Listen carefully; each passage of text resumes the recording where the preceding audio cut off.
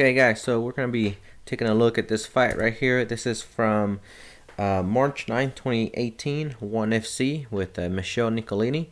If you guys don't know who Michelle Nicolini is, she is the 8-time Jiu-Jitsu world champion, ADCC champion, and she's pretty much royalty in Jiu-Jitsu. One of the best Jiu-Jitsu grapplers of all time. And so she's here making her, not making her fight debut, but she's obviously fighting in MMA. So we're going to get started here real quick. She did a great job right there, ducking just slightly underneath. And one of the things that she does, she likes to go into those clinch, into those outside leg trips. One thing here is this girl, her opponent, she got a little bit too excited, I feel like, to get to that front headlock right away. She didn't really set up her base much to defend a good takedown. She just kind of jumped or sat into that guard. And you'll see here right real quick. Okay, so right off the bat, Michelle does a great job of, obviously getting her opponent's guard open. And she goes right into this position right here. It's like a knee slide position. She's got her shin controlling this thigh. Notice that she is not putting her weight on her shin. She's actually putting her weight on her knee, which is in front of this hip right here. This is very good. So we'll keep going. Okay, now Michelle does this thing where she's always controlling this this position here from the half guard, from the top half guard. Now, the way this grappler or this fighter on the bottom is, Kisilova, right away you can tell that she's not very experienced in grappling, and she's making all these little mistakes, and also big mistakes. For one, she's pushing into her, so she's bridging into Michelle Nicolini, which she needs to be hipping out. Even though if she hips out, Michelle is still going to get maybe the side control or the mount, but she still has an opportunity to create a scramble. She's just bridging up into her. Again, Michelle's doing a great job of using this shin and this leg right here and this foot to control her from turning completely over on her knees. She's putting a lot of weight right here, and she's using her shin to push back into the front of this thigh right there.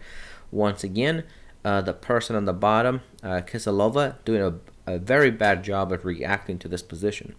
And you can see that Michelle is really just kind of in that spot. She's not really hugging her, squeezing her. She's just occupying the space, which is a trait that a lot of high-level jiu-jitsu grapplers have, is they just occupy the space. They make you think that there's a control, that they're hugging you tight when they're really not. Another telltale sign that this bottom fighter is reacting the wrong way is she's holding onto the head way too tight. So you can see how her body's kind of curved like this. She's pushing into her, bridging into her. And she's also using her leg to try to bridge over, which she's using even the wrong leg anyways to post. Again, like I said earlier, Michelle's doing a great job of occupying the space, giving her a very false sense of perception. She's keeping that like knee on belly, shin on the hip kind of control still, and she's doing that because this girl keeps raising her hips up off the ground. She's kind of floating on top of this one right here, and she's using this other arm to post. She's using this right leg right here to post, and she's using this shin to post. So she's kind of floating. She's got her 3 points of contact, and she's floating. She's keeping her head in the center, always underneath the chin. Gives her a great opportunity to do a couple ground and pound opportunities. Let's back it up here, or actually, we can see it right here. Again, Michelle has that underhook right here. She's doing a great job with it. Again, the mistake that this girl does on the bottom, Kisilova, is that she is hugging with that overhook super tight. I mean, she is like in desperate mode right now. And another thing too is this arm over the head. She's just trying to hug her as tight as she can. Big mistakes when you're going against an experienced grappler. Michelle goes back into that top half control with a shin, and then she kind of switches it over into this like knee on belly position. It makes it very uncomfortable for sure. And you can see how Michelle will control the knee. You can see with this hand, she'll push this knee back down. Right there, if you saw it real fast. She pushes it back down, and it just gives her, again, the superior control to control the space in front of Kiselova. Once again, this is very bad reaction for the fighter on the bottom. She has that overhook on the head. She's still has not let go of that overhook. And now she's trying to bridge it the other way. Bad reactions all the way around. However, this is very common in beginners. And you can see in her face, you can see the desperation. She is not at all comfortable. Let's see if I can back it up a little bit. She is not at all comfortable in this grappling exchange. I mean, just look at that face. She's biting down on her mouthpiece. She's probably breathing super shallow. She's breathing over here with her chest. Just desperate mode right now. Again, overhook on the underhook side of Michelini, and then overhook over here on the head. She's just bear hugging the crap out of her. Not a good reaction. And as always, Michelle is still using this shin to control the bridging, and also she's also in this transition, she used this outside knee and she has it on her belly, so she's kind of like in a weird knee on belly, knee slide position. She's getting ready to go to mount in a way, but not quite yet. I mean, this bottom fighter, she's just not reacting properly. And again, she's floating. Michelle right here is floating. She's got this outside leg over here based out. She's got this underhook hand right here controlling her weight from falling over. And then she's got this knee on belly shin right here as her third point of contact. She's just floating on top of this girl's body. And she's continuously trying to bridge. And you can see she's posting with one foot, and then she will try to post with the other foot. She's just so out of her element. It gives her good openings for her ground and pound. Right here is really, really good on her part.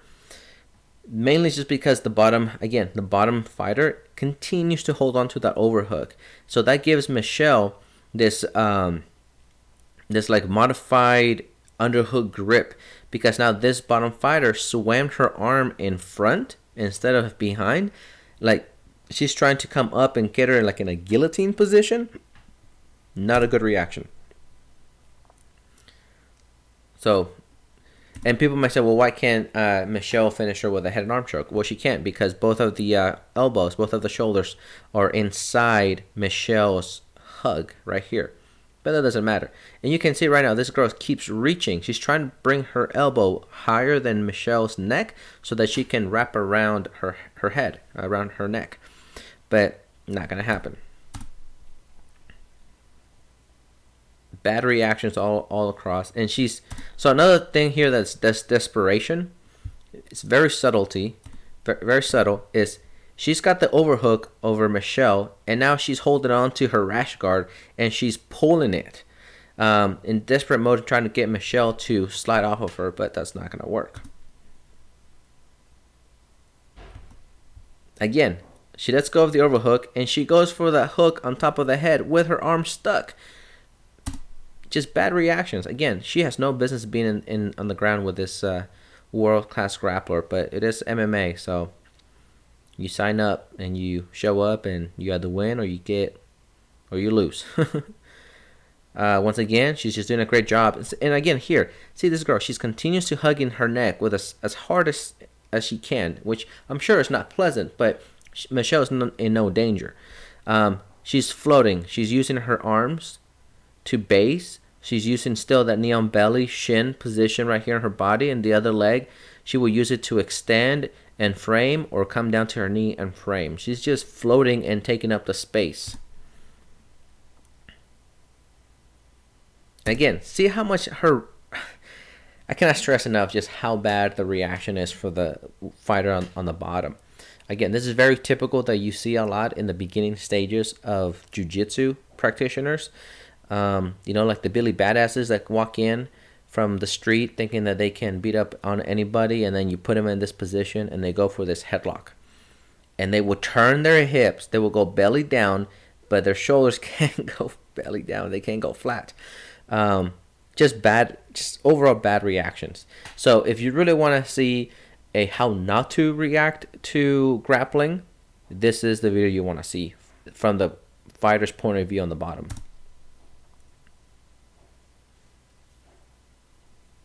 She uses that to step over to kind of go to the back. Again, this girl is just determined to try to squeeze Michelle's head and try to flip her over, but she can't because Michelle, again, is doing a great job of posting with her arms, making her base wider. You cannot tip over a very wide base. So, again, she's not reacting properly. Look at that. Just super bad. And you can see that in her face right here. You can see that it's just desperation. She's not breathing properly. Her face is all flushed with blood. She's just desperate. Her body's all mangled and twisted. Michelle managed to get one hook behind, and she's got a grapevine. So now her left hip is pointed up, and her right shoulder is pointed up because she's refusing to let go of the head. So she's being a human pretzel. She's wringing herself out. Super bad. I won't be surprised if, she has some sort of spine injury if she continues to do this.